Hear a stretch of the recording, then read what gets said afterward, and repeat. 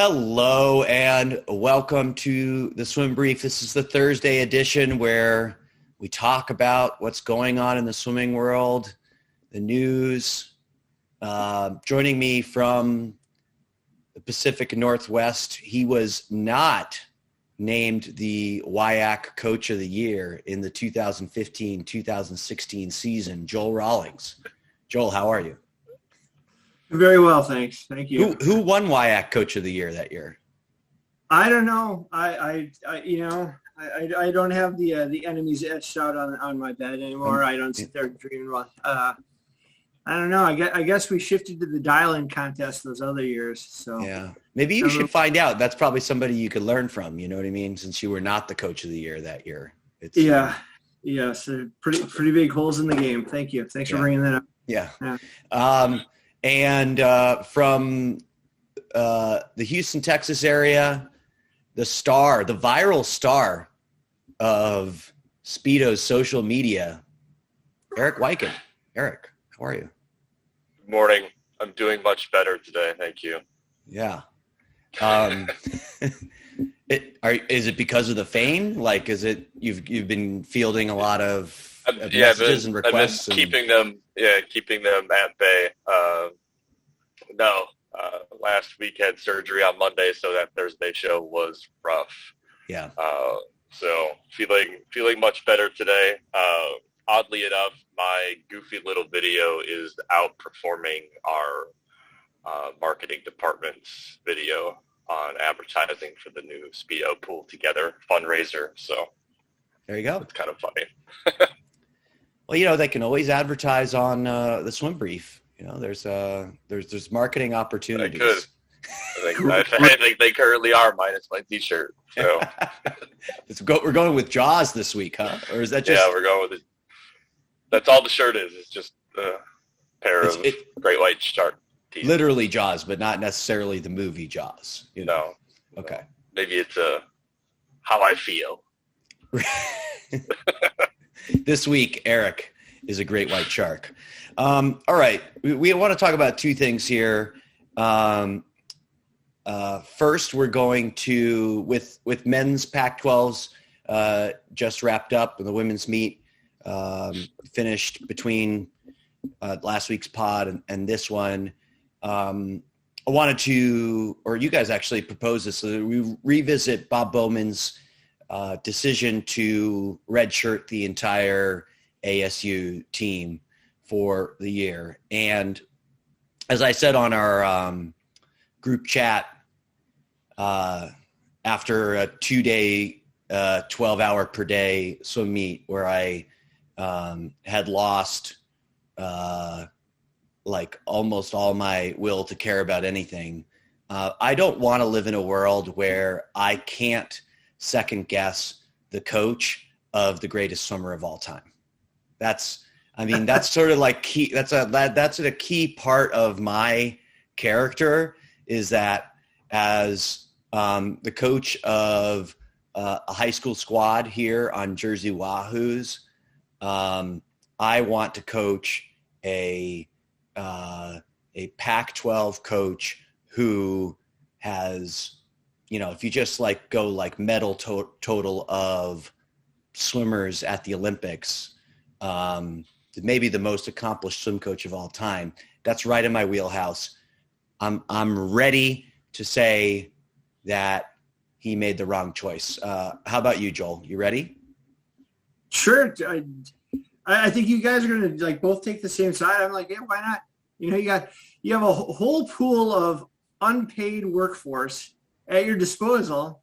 You got a school that must be okay with, hey, we're going to sit this one out. You guys are going to do that? Yeah, why not? So you got another year of recruiting, another year for the swimmers to get bigger, stronger, faster.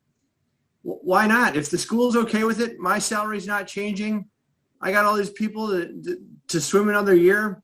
Let's go for it. I mean, they were on the men's side. They were fourth. Women's side, they were fifth or sixth or something like that. Why the hell not? Your 18-year-olds are not going to be 19-year-olds. Your whole team is going to be 1 year older and stronger that wants to come back. You got another recruiting class coming in. You can just cherry pick out the best swimmers. Sure. I mean, because they were fourth on the men's side, but wasn't that far out of second. It was a pretty tight race. You know, I mean, everyone, you're going to come extra from the coaching side. Yeah, go for it. You got to not getting fired. You got another salary year. You're going to have all the kids coming back. The ones that get hurt, of course, are the walk-ons that would have to pay another year. Maybe the kids on the bubble of the conference team now get replaced.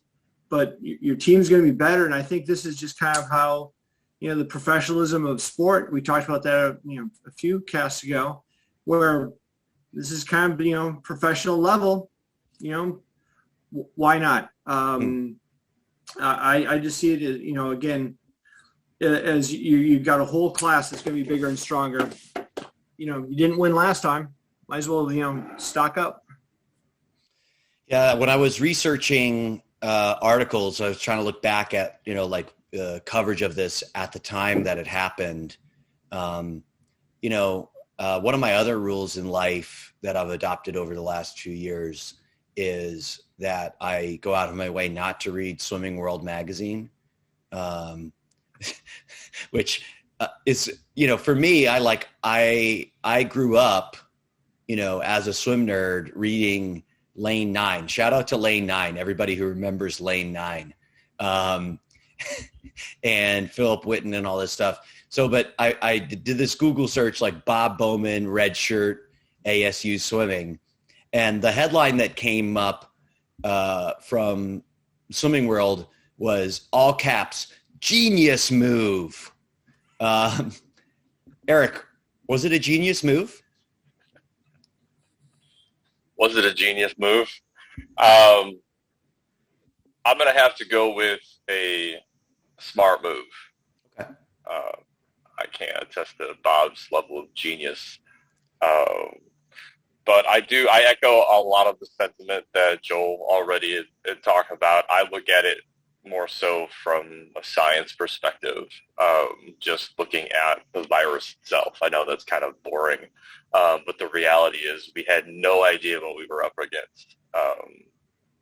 We have variants that go nowhere. We have variants that are 6 times more contagious. We don't know what the college situation would have been at that time. For all we know, as we've seen with some college campuses, got re-shut down in a matter of days because kids couldn't keep to themselves. So was that entirely his decision? I would think it had a lot to do with the competitive aspect, more so than it was maybe necessarily all the science and the safety, but they certainly played on each other. I don't mind second-guessing coaches doing things either. But in this case, I really can't see him ever going back and saying I would do things differently, because you really don't know. We thought there was no NCAA championships just a few weeks ago, happening just a few weeks ago, and D3 canceled and D2 was on the bubble, and I just covered a college conference meet back to back in Houston for an entire conference that is called the Pacific Athletic Conference. So they weren't even able to swim at home. I mean, it's just I can't think of anything else to do at that point, and probably saved himself a lot of grief in terms of budgets, and gave him a little bit of wiggle room. Like, this is good for the school. A lot of travel costs came down. So yeah, so I think I'm going to be the one disagreeing with this, because I see. Yeah, I'm going to be, because again, I never pass up an opportunity to second guess the coach of the greatest swimmer of all time, and I see the argument that. He created some certainty for his team in a time where there was just massive uncertainty, and, everybody was on edge, and you would, think oh, stuff's going to come back here. And then, oh no, now it's not. And as a coach myself, dealt with that drama here throughout the year. Just as recently as December, we were completely shut down in New Jersey for an entire month. And that uncertainty is a huge challenge. So I give him credit for creating certainty for his team. And I'm not really going to make a negative argument against him. But what I am going to do is talk about what teams got out of, like, competitor Pac-12 teams got out of holding a season. And I think one thing is that I've seen, because like in our area, you can't make a direct comparison to this, but like, you know, the Ivy League canceled its whole athletic season. So there was no college competitions. Now, they did it in November versus when Bob did it. And that definitely made it a lot worse.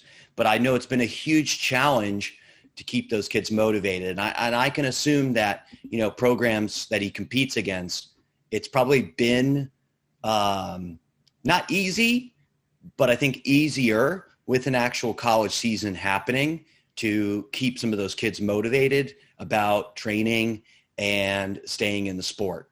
You know, the club meets are meets too, but you know, the spirit around college dual meets, college conference championships, there's just some natural motivation there. And I think the teams that chose to participate in the year, I think it did give them a leg up, having like gotten out there and competed. Now, they took a huge risk because it would have blown up in their faces if there'd been no PAC meet or there'd been no NCAA meet. Like, then I think that we'd probably be on here second guessing Cal's decision to go ahead with a season when all this stuff. So the definitely, I think there's a huge risk taken there. But I think it has a really nice payoff for other teams that, you know, and I think we're entering this phase where you use the uncertainty argument, and I see it like when he made this decisions back in the spring, summer period, you know, like just not knowing how things are going to develop. And I feel that we're still in a period of uncertainty. Even though the vaccines are on the way, I still talk to many very, very pessimistic people who seem to be like, things we're going to be wearing masks until 2023 and the variants will take over. And so I you know, but there's also a lot of aspects, especially in the competitive swimming world, where people have found a way to just sort of carry on. And I wonder if in the face of that uncertainty, that's not the best outlook going forward, is just like sort of, yes, you've got a lot of uncertainty, but, you know, your North Star is just sort of finding a way to continue on. I don't know. I think you're right on with that. I think that it does add a lot of, you know, normalcy or something positive to look forward to. And I was just listening to a couple different interviews, like some of the swimmers like Max Mayhew and things like that. The idea of just kind of embracing a race. You know, I think so. We've been doing so many meets for so many years where it's just like, and in swimming, you always look at the end meet. You know, if you're going to NCAAs, you're going to conference, whatever it is, it's always the end meet. And so you just have all these other, which are just an inconvenience almost. I got to get in a bus, go 6 hours, swim, get back. And just to kind of finally get back to the idea that, you know what, you never know when the last race is. So let's just get in there and go. And I think that's a great thing that to have back in the sport again. Or like this summer with all these kids swimming open water, getting away from the pace clock and always being judged on everything. Just getting back to the basic of, you're going to race this kid across a lake, I think is really, really good for the sport.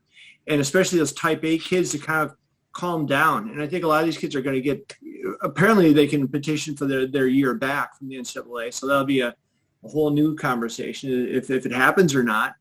Right. But I do, for the coaches to do what they've done, because it was just a royal pain, all the COVID tests. And I'm sure the layers of bureaucracy has just gone exponential. You know, those people in middle management that enjoy giving you more work to do, here you go, 18 more people to fill out paperwork for. This will be awesome. I mean, the easy way out would definitely be like, we're just going to sit back in the sun and train, go to some club meets. I'm not going to get on that damn bus to go across to wherever. Right. It'd be great. Yeah, definitely. I mean, I've kind of renewed love for the sport, just seeing how much work the coaches did, and you're not going to have the payoff, possibly the payoff. All you're going to do is dual meets. It was a possibility, but the coach is still doing that. I think, again, just brings back a love for the sport where you're like, let's just get in a race, and because this could be the last meet we have. This could be the last meet, and it's going to be a dual meet in some pool you've never been to. Yeah.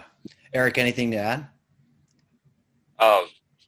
I guess that there was that little exit valve with the petition for that extra year. I mean, that could have been something to maybe go back, revisit with the group, and see what it is. And I can only imagine that they didn't just visit this in the spring and then never talk about it again, because that you have all these times of which you can jump back in.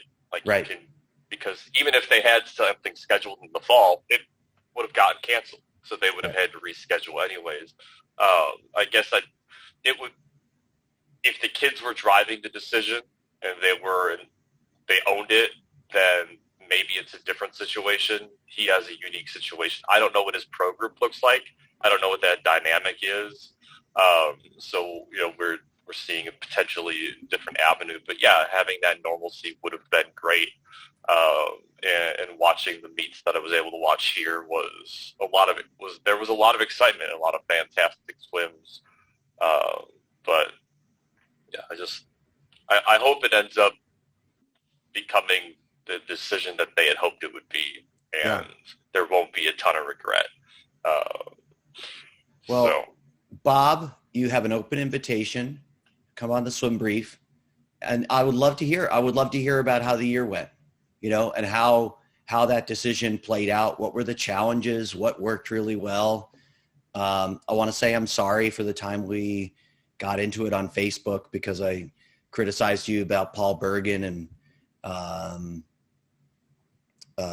Murray Stevens. Actually, I've thought a lot about that conversation since then. And one of the perspectives I've gotten is, because I've heard from so many people about Paul Bergen, is you have to realize that anybody that swam for somebody like Paul Bergen, Paul Bergen, I think hurt a lot of people in a very obvious way. But people that also swam for him, I think, they were hurt for him or worked for him, probably were hurt by him in a less obvious way. And so from that perspective, I think, I guess I felt I was a little unfair to go after Bob. That's just a complete aside monologue that I had planned for this part of the podcast. I know you guys are like, what the heck is he talking about? All right, let's talk about NCAAs. All right, the women's psych sheet is out. I think actually we have a cut line now as well. You guys have had a chance to pore over it. And I want to go ahead and make some predictions, because somebody asked me this last week and I really didn't have a good answer for it. So I've taken some time to think about it. But Eric, who is going to win women's NCAAs? It's Virginia's meet to lose at this point. Just totally loaded. And they're also coming at a time where Stanford is down some bodies. They're seriously reloading next fall. But at the same time, Virginia is not slowed down on the recruiting trail either, obviously. But yeah, it's their meet to lose. They're so strong in the relays specifically, and they play such a huge component. They're seeded first race in every relay, correct? Yeah. Yeah. So it's no knock against the other teams that have been putting up great times and swimming really fast and are really solid teams. They're just up against a very loaded Virginia team. So yeah. Joel, you actually were once a Division I coach, assistant coach at University of Wisconsin-Milwaukee. And I was just below him at second assistant. So what do you think? Is Virginia meet to lose? That's one of those, I don't know. That's one of those expressions I always hate. Where you're just like, It's one of those That's things. why I used it. Yeah. Just to torture Joel. Well, Virginia looks great, though. I mean, yeah, definitely you're seeing first in all the relays. What else are you going to do? But I think it's just really cool to see, obviously when we grew up, it was like West Coast swimming was it. The swimming world at the time was called, like California swimming world, and that was it. And then like 80s, 90s, you have Texas and so, and then also in Georgia. But it's crazy how it's shifted to the east now with Virginia being so strong, NC State developing like they have. We're just talking women's side, of course, right now.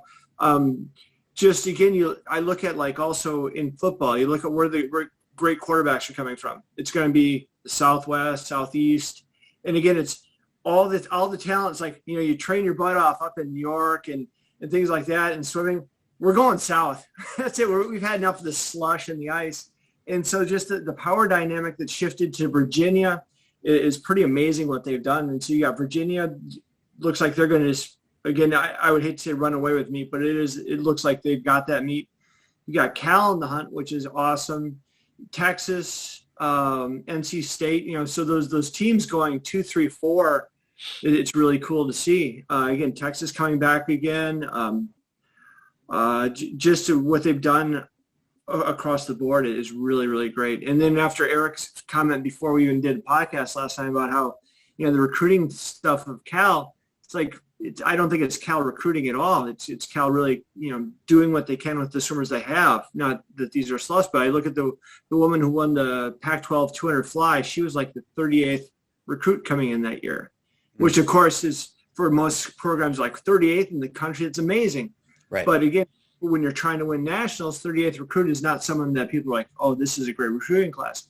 But there's someone that's developed really well in the program. And so it's cool to see where the recruits are going. It's also really cool to see the development of athletes, obviously. But it's really a fun dynamic of how the teams are doing and where it's going in the country. Yeah. So I am going to do a completely biased cop-out on my prediction. And listen, people, if you want to listen to a podcast that's gives you completely unbiased commentary, just go listen somewhere else. Because this, I'm maybe known as the #1 Terry McKeever super fan on the internet. So I'm going to say Cal's going to win. Okay. But just put it out there. My head says Virginia's meat to lose, Joel, but my heart says Cal all the way. It says that they are just laying in the weeds. They didn't show everything they had at the Pac-12 meet. They're going to get to NCAAs, and they're going to be, on fire from day one, and go you Bears. All right. Now here's an interesting thing, guys. While I was researching women's NCAAs, and I've asked this question in the office here at Wahoo's, and this could either be incredibly boring or just like podcast magic. Do you know there's only 8 schools that have ever won a women's NCAA championship? How many do you think, between the two of you, how many do you think we can name? You got Eric. He reads this stuff. I think Eric can do it. Yeah, Joel, just sit back and let Eric do it. Yep. The ones that I know for sure, obviously it's Cal, Stanford, Florida, Georgia. Yep. Texas. Yes. Has there been anything up north? I'm trying to think when this whole thing came to fruition in like the 70s. There's got to be. I'll give you a few hints. There's got to be some kind of East Coast elitist thing like Harvard or something early on. Or I'll just tell you no, because the first meet was in 1983. So that's part of the reason we've only had 8. Like the history of women's. One? Yes, you're up to 6, I believe. You only got 2 left. There's one big one. There's one big one, Eric, that you're missing that you're going to if I have to tell you, you're going to go, oh. Just fill it in. Just fill them in. I don't want to go back to watching Eric look at his ceiling. Did UCLA ever win? No. No. So the two you're missing is Arizona. Okay. Remember they won that one in 2008. And then they had a lot of national team members on that. And then Auburn with David Marsh. That's the one you're going to kill like yourself 4 or over. 5 or whatever he won. Yeah. Yeah. They didn't win 5 in a row, but they went 2002, 2003, 2004, not 2005, and then 2006, 2007. Forgot the rest of the SEC. The other interesting factoid here about this is Texas won like 7 out of the first 9 championships. So the meet started in 83 and Texas won 84, 85, 86, 87, 88, 90, and 91. So it's just really, really interesting. It would be a big deal historically if Virginia won this meet. Is kind of my point, you know? Yeah. It's probably the farthest up into the Northeast a women's NCAA championship team has ever been. As a proud native of Massachusetts, you know, Virginia is still the South. But it's definitely, you know, I don't know if you want to count Georgia as East Coast, but if you don't count Georgia as East Coast, it's going to be the first East Coast team to win women's NCAA championship. So there's a lot at play here historically. I wonder if a team from the North could even win anymore. With just how recruiting is and how recruits will go. Again, you've got the nice thing is obviously swimmers are usually always academically inclined, and so that's why Virginia can be like this. Again, with the standards that they have for admission and things like that, you know, for a lot of other sports, you know, it's like kind of like, you know, you're not going to be able to do it in football. You just can't. But like you said, it's kind of like as far north as people are kind of willing to go. Again, you're recruiting 18-year-olds, and you've got a lot of great academic institutions that are going to be in nicer climates than the Bluebirds, Wisconsin, et cetera. As somebody who lives up here, and as I said, grew up in Massachusetts, I just don't see the cultural will to compete. Like, I could tell the difference when I lived in Georgia and I coached at Georgia Tech. Like, they're just, people in Georgia are trying their hardest to be good at sports, and almost there's this elitist attitude up here in the Northeast that's sort of like disdainful of going for it 100%. And, you know, that's like gauche or vulgar to try as hard as you can to be good at sports on a cultural level. So no, I don't ever, not ever, but I don't in any foreseeable future. Not the Northeast, but if it's coming out of the North, it's going to be Ohio State or Michigan kind of situation. There's so much prestige of going to the Ohio State. Ohio swimming is really fast, so you could see somebody being a homer and being that fast and making it. I could see it more so on the women's side. I'm not, you know, the men's side is pretty tough. But there's just so much tradition of Ohio State and Michigan and a lot of fast swimming out of the North that, other than trying to get out of the North, I could see it very easily being one of those things like, you are from Ohio, you try to swim for Ohio State or try to swim for Michigan. I guess to the same extent, Indiana. But those are probably going to be like a flash in the pan once a recruiting class, you just nail one good solid class and you're able to carry them to seniors and get it that way. But there's constant reloading out west. Yeah, I have to do an immediate correction on myself because I said East Coast team and forgot about Florida. Ooh, dope. And I apologize solidly on the East Coast. Marsh. I apologize to Dave Marsh for forgetting his don't apologize to him. He is a Speedo coach. I am repping the brand. I apologize, Coach. Yes, we're very sorry, David. We're very sorry, David. Okay. You can just edit out his whole thing about forgetting Auburn. David, we really didn't mean to leave. You didn't forget Auburn. You won a lot of NCAA championships. Okay, I think you did great. All right. Anything else to say on NCAA championships, Joel, or are we ready for our final words here? I think that sounds pretty good. It is, okay. Again, it'll be interesting to watch the meet to see, like, again, how it does all pan out. Yeah, it's going to be fun. I look forward to talking about it here. All right. Eric, you want to be first up with your final word?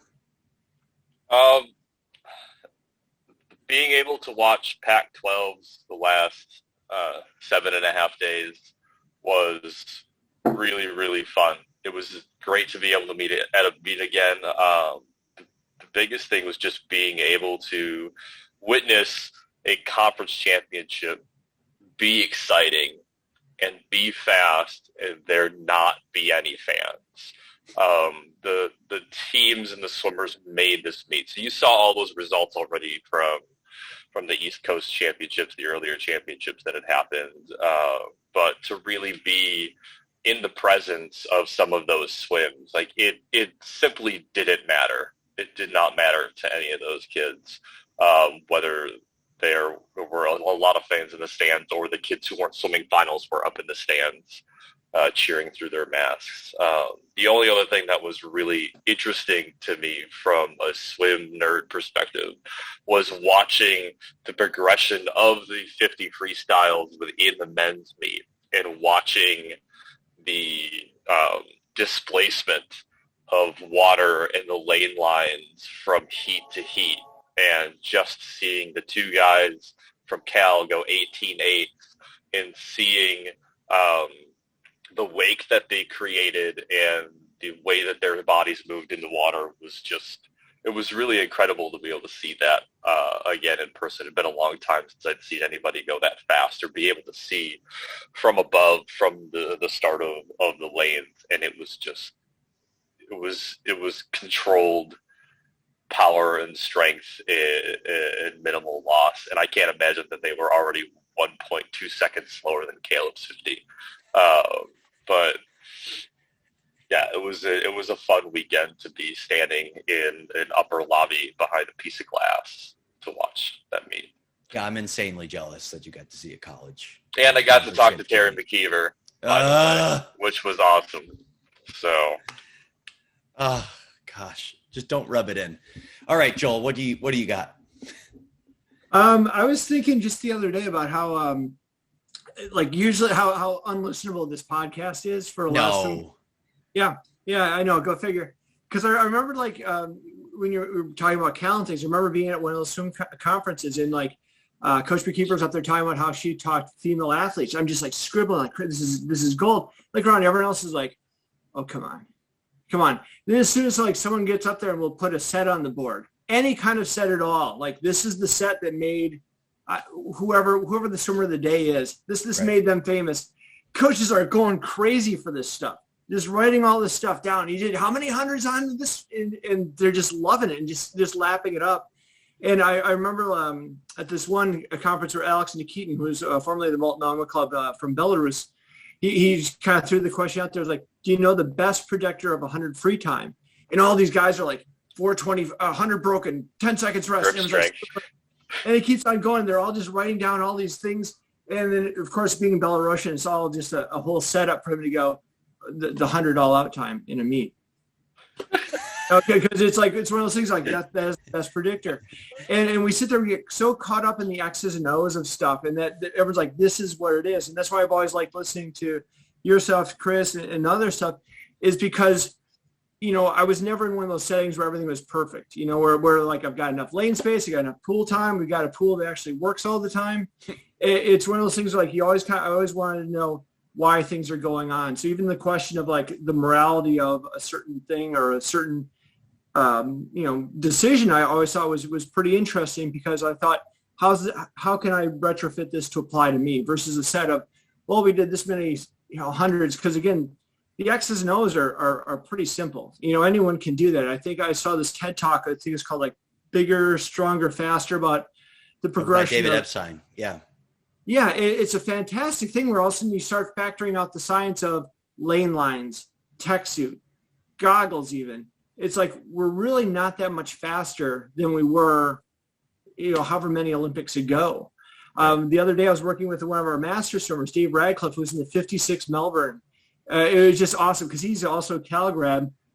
And well, I just like, I was like, I feel bad because I'm like, don't even train today. Just give me more stories, man. Right. Like I've got stuff to do. I'm 87. Right. I really get my workout in. And he was talking about how basically one day they'd go to the pool and they just go a mile. Yeah. I'm swimming a mile. I'll kick 800. The other time he'd go to the pool, prepping for the Olympics, he would do a mile, and then everyone next to him would just go as fast as they could until they couldn't go, and they kind of do a relay while he's doing a mile against him. And his coach tied him to the lifeguard chair, and he just swam against the lifeguard chair for 30 minutes once. And when you factor in, again, that, you know, if you would have had goggles, they didn't even have interval training. He's like, yeah, they didn't have interval training until just before I went to the Olympics. And all those things, like, we're really not that much faster, you know? And so, again, not to belittle what coaches are doing, but the whole thing, like watching you go about against works, then about, you know, interval training is like, in the grand scheme of things, it's all about the relationship you have with your athlete and how you're able to talk to them. And that's why I think like podcasts like this are so interesting, because it's about being able to relate to whatever the athlete is and whatever times they are going through. And the training, it's basically all you're trying to do is push that internal governor back, getting a kid to believe they can go faster than they've ever gone before. And whether you're doing it with 25s or, you know, 100, 100, you know, yeah. You're reminding me of a point that, and then I'll get to my final word here, but you're reminding me of a point I forgot to make on that podcast talking about, you know, the evolution I've had in terms of my workouts. And that is the important thing. I think the content, I've always believed this, that the content of practices is not that important. What is important is, does the coach know how the content of the practice can help a swimmer to get faster on one level? And then how do the swimmers in the water also know how what they're doing? Maybe they don't need to know it on the same level as a coach, but they need to have some kind of understanding, like, we're doing stuff and it will help me to improve my swimming. And that part, that like the actual coaching and delivery of it is like 90%, I think. You know, the content is like 10%. So we spend a lot of time arguing over, some coaches seem to spend an inordinate amount of time arguing over the content of practice when it's just not that important in the grand scheme of things. And that was sort of the overarching point that I forgot to make. You've given me a chance to make it up here. My final word, I want to toast to a gentleman and a scholar, Bill Koppelman. Read on SwimSwam yesterday, approximately 500,000 people sent me a text with the SwimSwam article that Bill is stepping down from being the associate head coach of Georgia Tech and taking a job with Norfolk Southern Railways. I think the SwimSwam article does actually a really good job of capturing some of the things that are really unique about Bill. We worked together just 1 year at Georgia Tech, and it was a pretty weird year because it was obviously Bill's first year and my last one, and from the second that Bill stepped onto campus, I had kind of one foot out the door. So I didn't get to know him very well, I would say, but I really grew to admire him. I thought that he always, like the article refers to his love of analytics, and that came across really, really strongly when we were sort of coaching alongside each other. This guy is a coach's coach. He's a nerd's nerd. And he really brought the best of those two things to his coaching. So I'm happy for him that he's able to move on to a professional career, as he describes it, with some more professional like hours and expectations. Predictable hours. Yeah, exactly. Like that. Predictable hours. I'm sad for Georgia Tech. I think they lost a really great coach. I'm sad for the swimmers who won't get to continue to swim with him. I'm sad if he never comes back to coaching, because I think it's a loss for the sport, but it sounds like it's the best thing for him. So my hat's off to Bill. If this is your last dance as a swimming coach, you've had an incredible career. Congratulations and good luck. All right, that was our moment of silence for Bill's career. Eric, did you want to say something? No. Okay, not really. You did the. I know I brought it to such a good end that you guys were stunned with silence. Thank you guys so much for coming on and discussing all of this with me. Thanks to everybody for listening. I just got my numbers in for February. The audience for this podcast, despite Joel saying it's unlistenable, grew by 20% from January to February. So how can you go from 1 to like 1.2? That doesn't make it. Somebody's cat just walked across the keyboard. That's right. And subscribed them. And they didn't listen to it, but obviously it's still auto-downloaded to their phone. Got it. So the audience went up by 20%. So I'm really proud of that. Thank you, everybody, for listening and for your continued support. And we'll see you next week.